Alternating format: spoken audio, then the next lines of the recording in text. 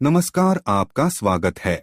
घर में सुख शांति और धन संपत्ति में वृद्धि के लिए इस स्थान पर रख दे 3 मोरपंख। आपका घर हमेशा पैसों से भरा रहेगा। यह अत्यंत प्राचीन ज्योतिष शास्त्र में बताया गया सबसे महत्वपूर्ण उपाय है। इस उपाय को करने से 100% धन की प्राप्ति होती है, इसमें कुछ भी संशय नहीं है। दोस्तों, हमारे प्राचीन वास्तुशास्त्र में भी मोर के पंख को बहुत ही ज्यादा महत्वपूर्ण वस्तु माना जाता है। वास्तुशास्त्र में लिखा हुआ है कि मोर का पंख घर के अंदर होने से उस घर में कभी आर्थिक समस्या निर्माण नहीं होती है। जिस स्थान पर मोर का पंख होता है, वहां की नकारात्मक ऊर्जा अपने आप ही नष्ट हो जाती है और सकारात्मक ऊर्जा में वृद्धि होती है। मोर पंख अत्यंत चमत्कारिक होने के साथ ही घर के वास्तु दोषों को भी कम करने में सहायक है। लेकिन वास्तुशास्त्र में मोर पंख को घर में रखने के नियम बताए गए हैं। मोर पंख घर में रखते समय इन नियमों का पालन अवश्य करना चाहिए, तभी इसका सकारात्मक प्रभाव देखने को मिलता है। वास्तुशास्त्र में मोर पंख को रखने की सही दिशा और स्थान के बारे में बताया गया है। अगर आप अपने घर में मोर पंख को उसके निश्चित स्थान और दिशा में रखते हैं तो यह घर के अंदर की धन की आवक को बढ़ाता है। ये धन को घर की तरफ आकर्षित करता है। किसी न किसी माध्यम धन आपके घर में आता ही रहता है। इसके साथ ही मोर पंख घर में रखने के बहुत से फायदे हैं, लेकिन धन संपत्ति के आकर्षण के लिए इसका सबसे अधिक उपयोग किया जाता है। अगर आपके घर में पैसे की तंगी है, धन का खर्च अधिक होता है, घर में पैसा नहीं आता है, आप कर्ज से परेशान हैं, तो आप अपने घर पर मोर पंख जरूर लेकर आए और उसे सही दिशा में स्थापित करें। यह निश्चित ही आपके धन में वृद्धि करेगा। वास्तुशास्त्र में घर में कितने मोर पंख रखने चाहिए, इसका रहस्य भी बताया है। आइए जान लेते हैं मोर पंख से जुड़े महत्वपूर्ण वास्तु नियम। शुरू करने से पहले दोस्तों, अगर आप इस चैनल पर नए हैं तो इसे सब्सक्राइब जरूर करें और कमेंट में जय श्री कृष्ण जरूर लिखें। साथ जानकारी अच्छी लगी तो वीडियो को लाइक जरूर करें। दोस्तों, सबसे पहले हम जानते हैं मोर पंख के धार्मिक महत्व के बारे में। हमारे प्राचीन शास्त्रों में मोर पंख को इतना महत्व क्यों दिया जाता है? दोस्तों, हमारे प्राचीन पुराणों में मोर पंख को एक चमत्कारिक यंत्र माना गया है। इसका प्रयोग कई प्रकार की तांत्रिक क्रियाओं में भी किया जाता आ रहा है। तंत्र साधनाओं में इसका प्रयोग करके सम्मोहन, शत्रुनाश तथा बुरी शक्तियों को नष्ट किया जाता था। इसके अलावा ज्योतिष विद्या में भी मोर पंख का प्रयोग किया जाता है। ज्योतिष शास्त्र में मोर पंख से जुड़े उपाय भी बताए गए हैं। आयुर्वेद आदि ग्रंथों में विविध व्याधियों तथा रोगों को नष्ट करने में भी मोर पंख सहायक होता है।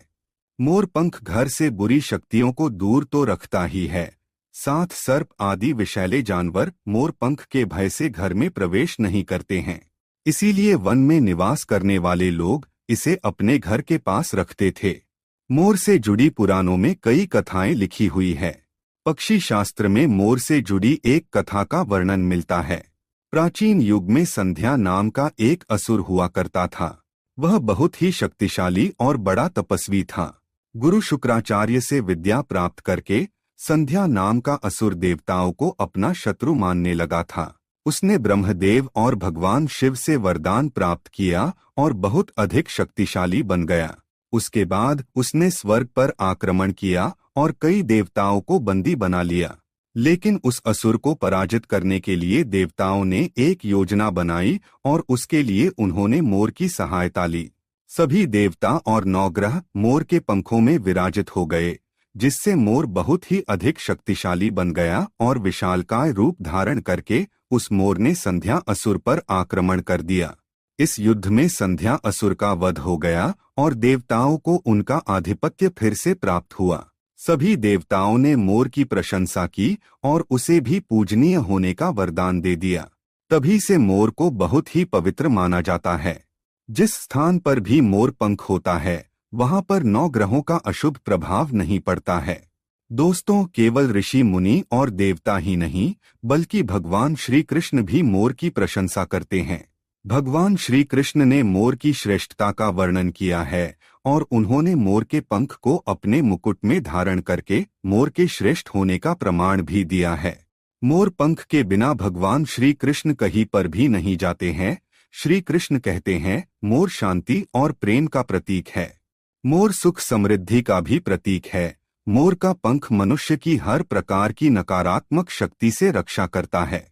दोस्तों, मोर को विविध देवी देवताओं के प्रतीक के रूप में पुराणों में दिखाया गया है। माँ लक्ष्मी, देवी सरस्वती, भगवान श्री गणेश, भगवान कार्तिकेय जी, ऐसे अनेक देवी देवताओं का संबंध मोर से जोड़कर दिखाया जाता है। माँ लक्ष्मी धन संपत्ति ऐश्वर्य प्रदान करने वाली देवी है। माँ लक्ष्मी को मोर पंख अत्यंत प्रिय है। माँ लक्ष्मी के पास मोर पंख रखने से माता प्रसन्न होती है। माता सरस्वती का वाहन मोर है, इसीलिए विद्यार्थियों को अपने पास मोर पंख अवश्य रखना चाहिए। यदि आप घर में बांसुरी में मोर पंख डालकर अपने घर में रखते हैं तो इससे परिवार में सुख शांति का वातावरण निर्माण होता है।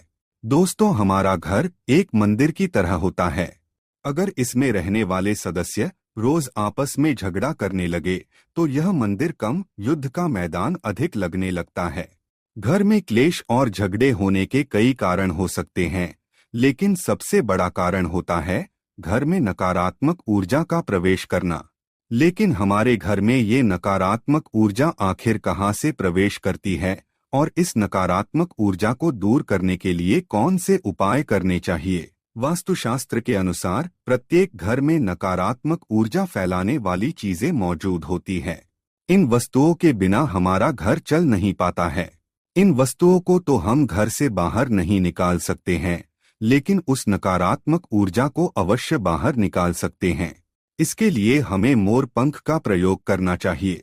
आप 3 मोर पंख ले और उसे अपने घर के मुख्य द्वार के पास हवा में जोर जोर से हिलाएं। इससे आपके घर के अंदर की नकारात्मक ऊर्जा आपके घर से बाहर चली जाएगी।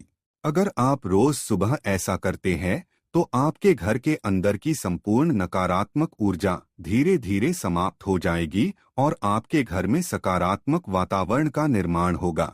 इसी बात को ध्यान रखते हुए आज हम आपको बताएंगे कि घर में वो कौन सी 3 जगह है जहां पर आपको मोर पंख जरूर रखना चाहिए, और इन जगहों पर अगर आप मोर पंख रख देते हैं तो आपके घर में भी सबसे अधिक सकारात्मक ऊर्जा बनी रहेंगी। सबसे पहली बात, घर से नकारात्मक ऊर्जा को दूर करने के लिए अगर घर में नकारात्मक ऊर्जा है और परिवार के सदस्यों की तरक्की में अड़चनें निर्माण हो रही है तो आप अपने मुख्य द्वार के ऊपर गणेश जी की प्रतिमा रखें और प्रतिमा की दोनों ओर मोर पंख अवश्य रखें।